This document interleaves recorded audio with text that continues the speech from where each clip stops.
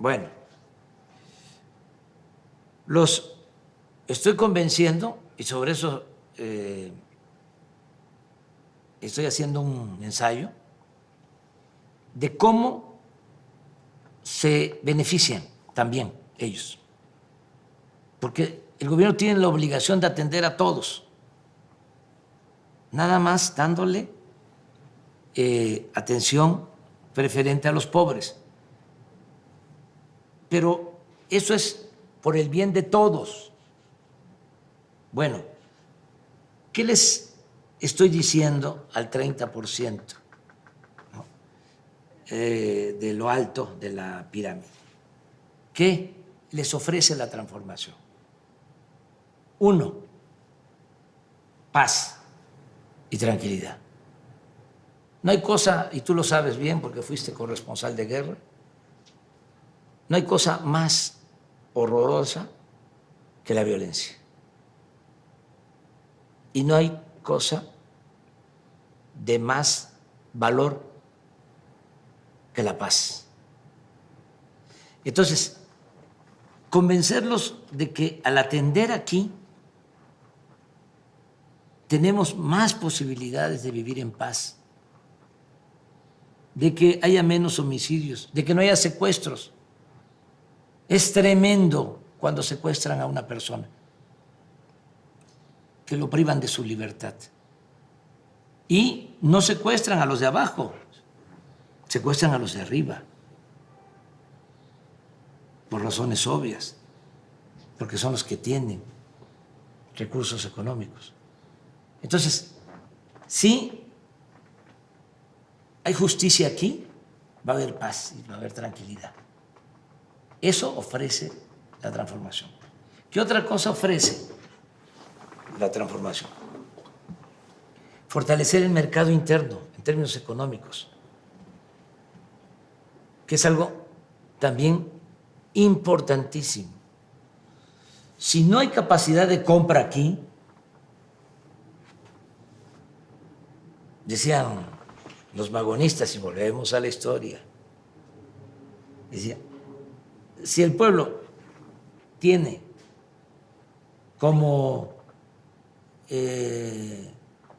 única posibilidad consumir lo básico y a veces en pequeñas cantidades, tiene como ajuar un petate, ¿sí? No se beneficia el comercio ni se beneficia la industria. Eso decían en el plan liberal de 1906. Dice, cuando los pobres tengan capacidad de compra, va a haber prosperidad. Y esa es otra manera de ayudar a los de arriba. ¿Qué otra forma de ayudar a los de arriba?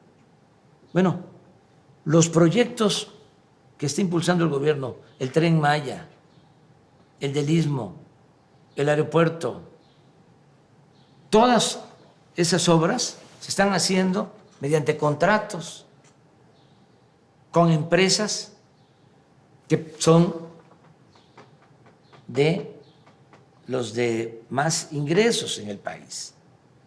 Por ejemplo, una empresa de Slim acaba de ganar la licitación para un tramo del Tren Maya. Entonces, esa es otra manera. Se apoya a las empresas que pertenecen a este sector. ¿Qué otra cosa también les ayuda? El que no haya corrupción, el que haya piso parejo, el que no haya influyentismo, el que todos puedan hacer negocios lícitos y obtener utilidades razonables. Eso lo aporta también la transformación. ¿Qué otra cosa ayuda? El que no se aumenten los impuestos, el que no haya impuestos nuevos, el que no aumente el precio de las gasolinas, del diésel, del gas, de la luz. Todo eso les ayuda. ¿Qué otra cosa va a ayudar mucho? El tratado comercial con Estados Unidos. Hay una circunstancia especial que favorece a México. Hay una ruptura entre China y Estados Unidos. Es evidente de que hay una confrontación, sobre todo en lo económico, en lo comercial.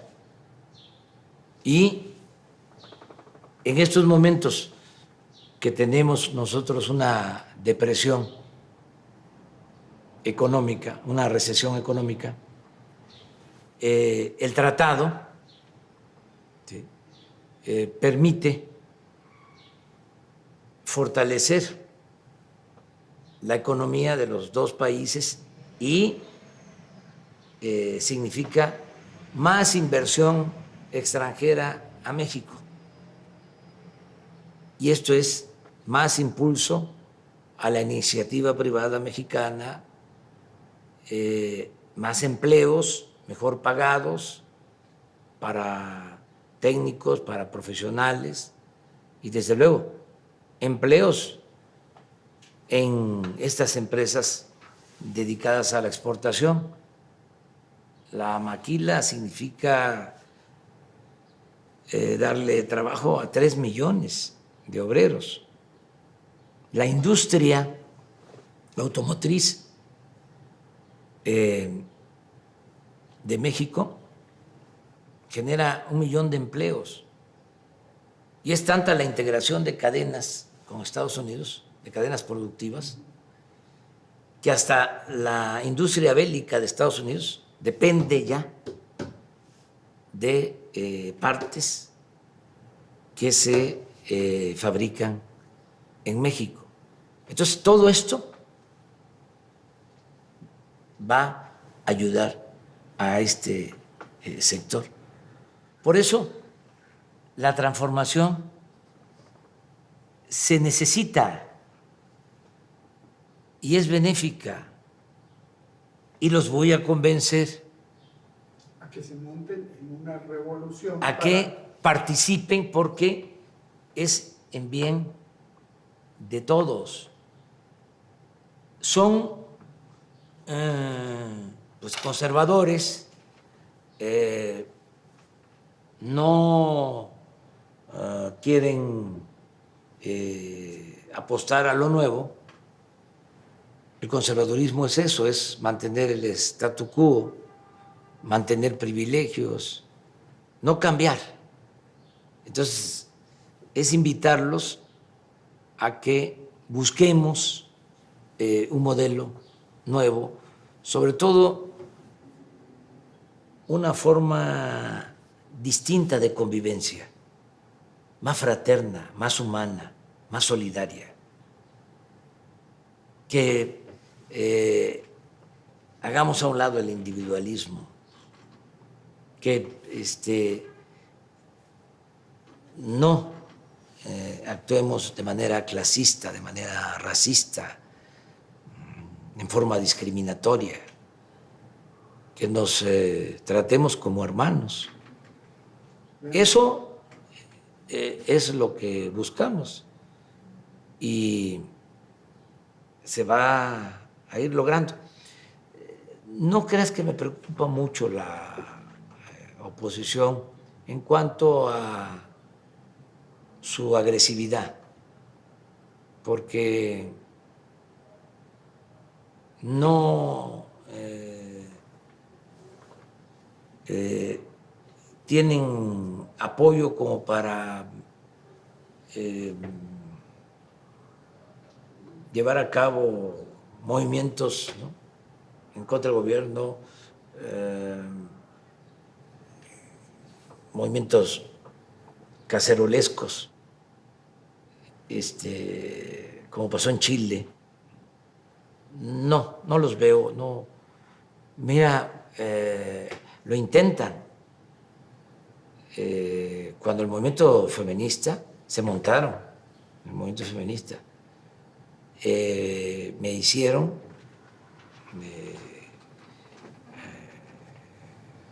parecer como contrario al feminismo y sobre todo machista. Quisieron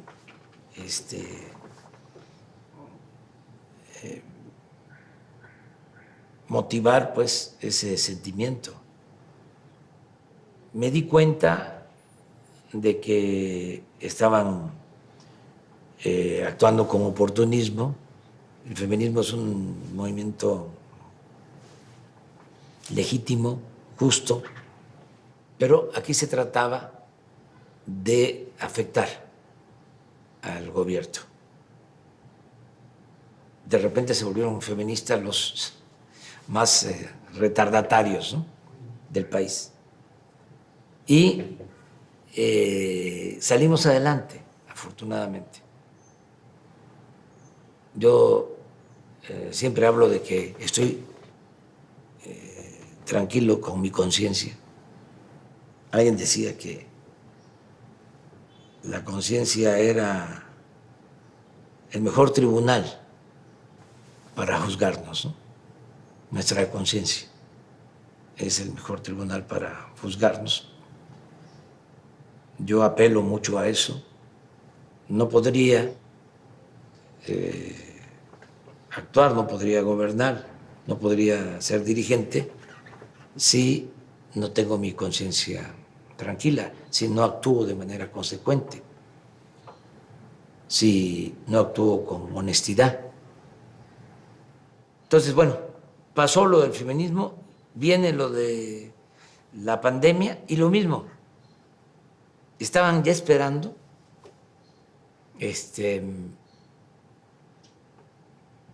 las escenas de horror, la saturación de hospitales, los muertos. Bueno, Proceso sacó un horno crematorio en su portada hace como 3 o 4 o 5 días. El Universal hizo una nota diciendo: están llenos los hornos crematorios. O sea, muy dramático, mostrando mucha desesperación, mintiendo, escandalizando, atemorizando. Un periodismo amarillista. Y todo por el enojo que tienen, por los cambios, por la transformación. Vamos nosotros a seguir garantizando las libertades. Eso es muy importante. Y volvemos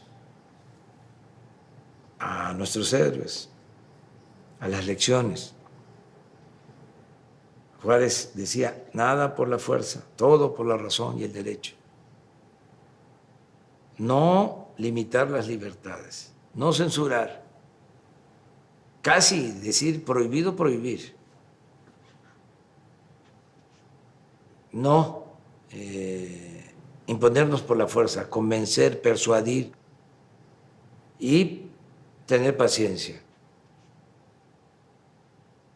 Hemos podido domar la pandemia precisamente por la participación de la gente, por la participación responsable y consciente de la gente.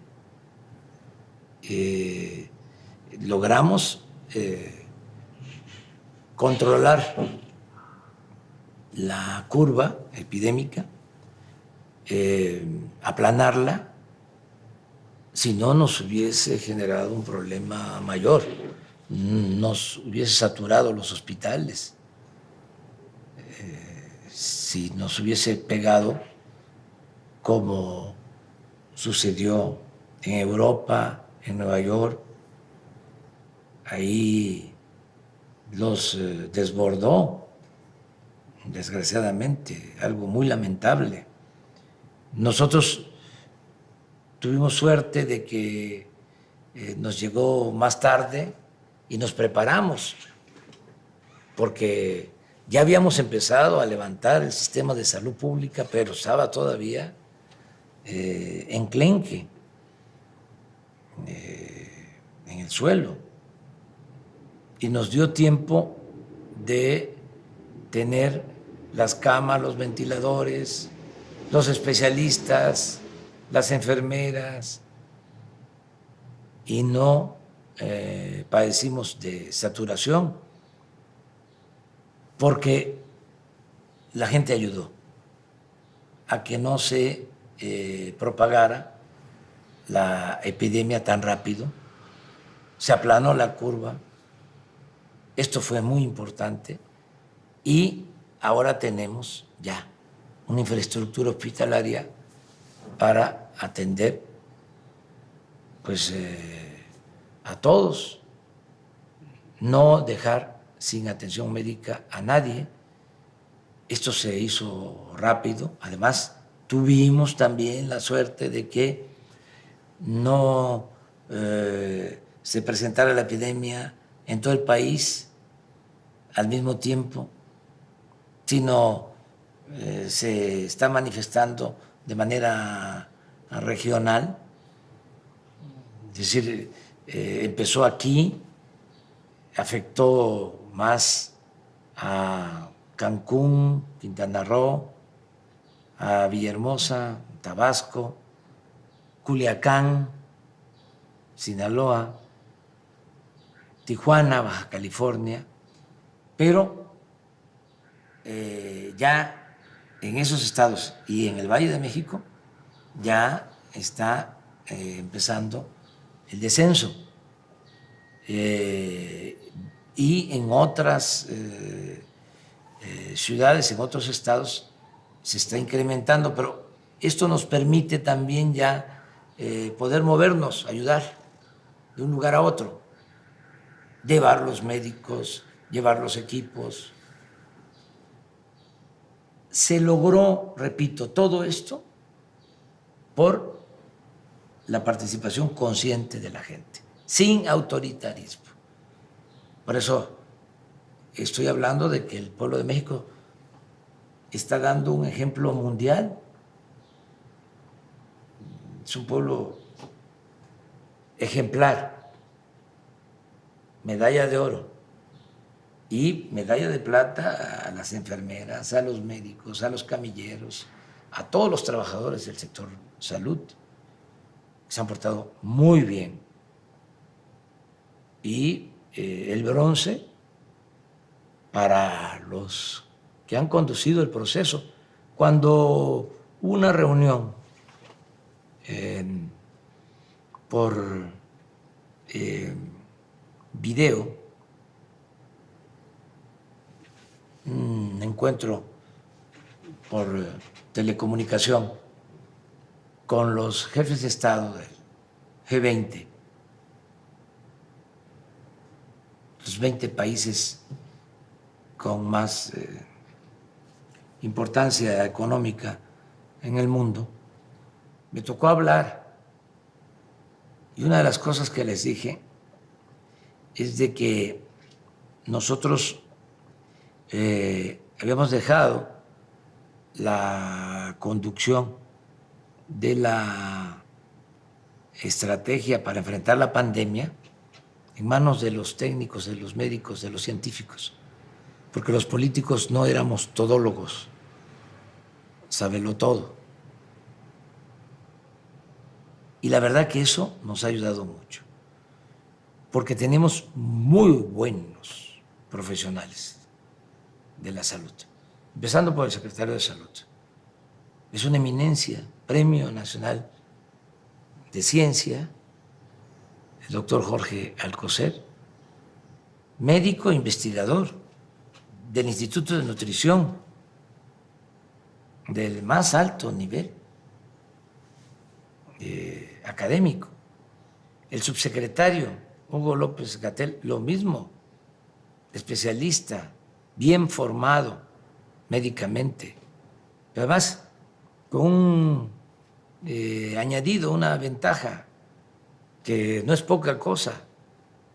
Es un hombre culto, es un buen especialista médico y además es un hombre preparado, con cultura general y con capacidad de exposición. Es didacta, es pedagogo, es un maestro. Esto nos ha ayudado mucho. Desde el principio decidimos poner orden. No vamos a hablar todos.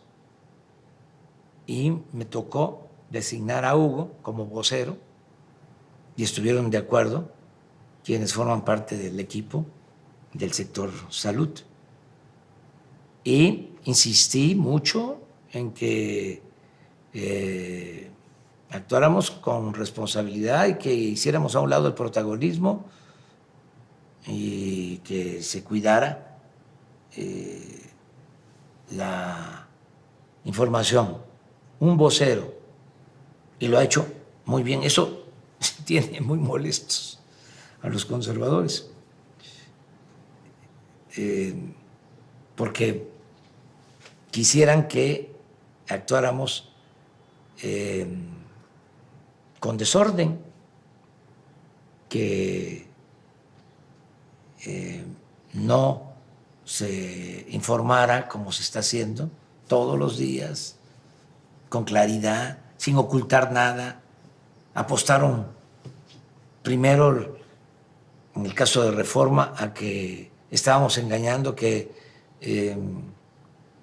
se ocultaban los muertos. Imagínate eso. O sea, qué nivel de inmoralidad, de falta de ética. Y todavía lo secunda el New York Times, que como te dije, es famoso, pero sin ética, o sin la ética suficiente, actuando con mucho desparpajo, con poca responsabilidad. Entonces, al tener información constante con la gente, pues no les ha funcionado. Pues, el medrar, el lucrar con la tragedia.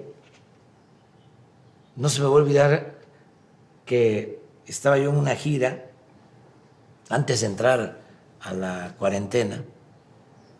Fui a la Costa Chica de Guerrero y regreso, y en el trayecto de Acapulco a la Ciudad de México, en el vuelo, me entero de que habían sacado un mensaje, un Twitter, Riva Palacio y López Dóriga, en donde ya hablaban del primer muerto del coronavirus. Lamentable, ¿no? Llego al aeropuerto, salgo y como nunca, periodistas, camarógrafos, me empiezan a alumbrar y a acosar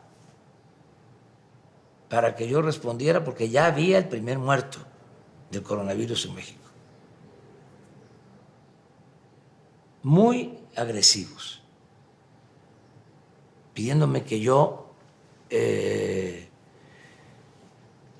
manifestara mis condolencias a los familiares. Entonces les dije que iba yo a hablar al día siguiente, en la mañanera. Entonces no le importa el muerto, no le interesa. Yo guardando silencio, ¿no? Aplicando aquello de que uno es dueño de su silencio y rehén de sus palabras.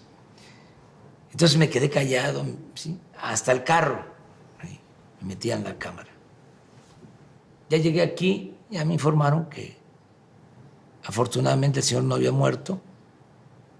Por cierto, sigue vivo y qué bueno. Ya se integró al Consejo de Administración de sus tareas. Sí, que me da mucho gusto. Y ya al día siguiente pues ya se aclara de que no había sucedido eso. Imagínate yo, forzado por las circunstancias, mandando mi pésame a la familia. ¿Cómo queda la investidura presidencial? Haciendo el ridículo. Entonces, tenemos que resistir a todas esas cosas, y lo hemos venido haciendo, pero, repito, nuestro ángel de la guarda es el pueblo. Eso es lo que nos protege, nos apoya. Yo quiero aprovechar para agradecerte por todo lo que haces en redes sociales y lo que hacen muchos, muchos. No los conozco. Hay una persona, Arango, que lo veo en las redes. No lo conozco, pero es conmigo, con Beatriz, muy cariñoso, muy afectuoso, muy solidario. Pero así como él, ahorita se me vino a la memoria este apellido, no recuerdo su nombre, así muchísimos, muchísimos. Buenos ciudadanos, buenas personas, y les agradezco mucho su apoyo. Y va el compromiso, o reitero el compromiso de no fallarles. No voy a traicionar al pueblo. Y no es en vano todo esto que estamos haciendo. Entre todos. Porque yo no podría conducir la transformación, no avanzaría la transformación sin la participación de la gente. Así como decías de que no nos podemos olvidar de dónde venimos y por qué estamos aquí, porque para llegar aquí fueron generaciones que sufrieron, que enfrentaron el autoritarismo. Muchos se nos adelantaron, dirigentes sociales, dirigentes políticos, que aportaron muchísimo para que se llevara a cabo esta transformación que estamos conduciendo y en la que está participando todo el pueblo. Entonces, vamos hacia adelante. Está difícil la situación. Se dice que la caída de la economía mundial es parecida a lo que sucedió, o sea, los efectos que tiene esta caída económica es similar a lo que sucedió con el crack en 1929 hasta 1933, la gran recesión que le tocó enfrentar a Franklin Delano Roosevelt, y supo hacerlo, y salió Estados Unidos de la crisis. Nosotros vamos a salir de la crisis y estamos aplicando políticas parecidas. El bienestar. Sí, a lo que hizo Roosevelt en ese entonces. Pero quizás Empleo profunda, en lo pleno. hablábamos Payán y yo caminando por Los Ángeles. Le decía yo, lo hueles, Payán, me decía, esto está podrido, esto se acaba por lo menos en los próximos 1000 años. Pero parece que ahí la velocidad es más rápida. Sí, La no. curva del contagio se aplanó, la curva de la transformación. Sí, sí.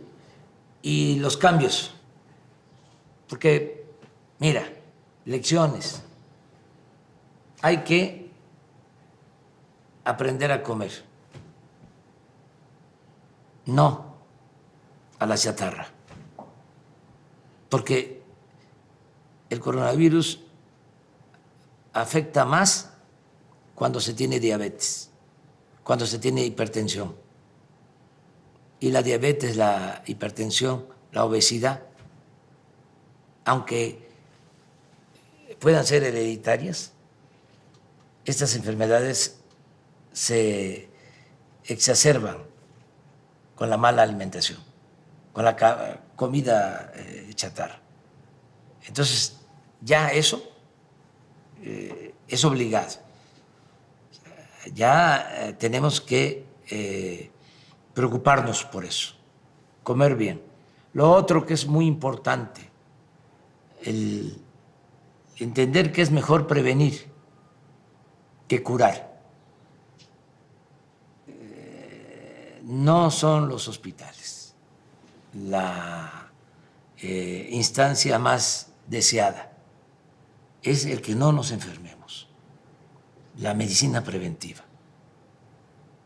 Eso es otra lección importante. Tercera lección, no al derroche, no al consumismo, no a tener más de la cuenta, actuar con austeridad, con sobriedad. México era de los países en donde se consumían más productos, artículos de lujo. Todo eso tiene que cambiar. Tenemos que vivir con lo indispensable, con lo necesario, no a lo superfluo, no al lujo barato. ¿Qué otras lecciones nos deja esta crisis? Que debemos de ahorrar todos. Tenemos que ahorrar, aunque se tenga poco, no derrochar, no malgastar lo que tengamos. ¿Qué otra lección? Querernos mucho. Nada sustituye al amor. Mira cómo padecieron más los adultos mayores que estaban en asilos de ancianos, sobre todo en Europa. ¿Cómo se protegió más al adulto mayor? En nuestras casas.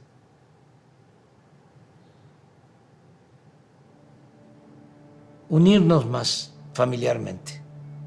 La familia, quedó demostrado, es la institución de seguridad social más importante del país. Y no olvidar la importancia también de los valores culturales, morales, espirituales. Son lecciones, enseñanzas de esta crisis del coronavirus. Este va a ser mi despacho. Estoy arreglando para no usar aquel. Para dejar libre aquel. Vamos más para que termines de ver la parte histórica. Nos faltan 2 salones, 3. Puedes pasar por aquí. Esta es la parte histórica. Aquí empieza. Este es su comedor. Mira eso. Qué barbaridad. Esto sí es de la época del Imperio. Era el comedor imperial. Y esto es Morisco. Y aquí por atrás se entra el despacho.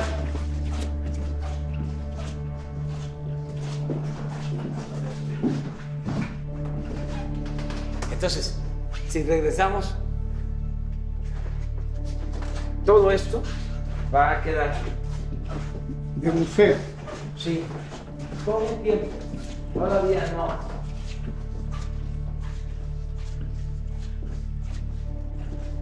Y vamos a esperar.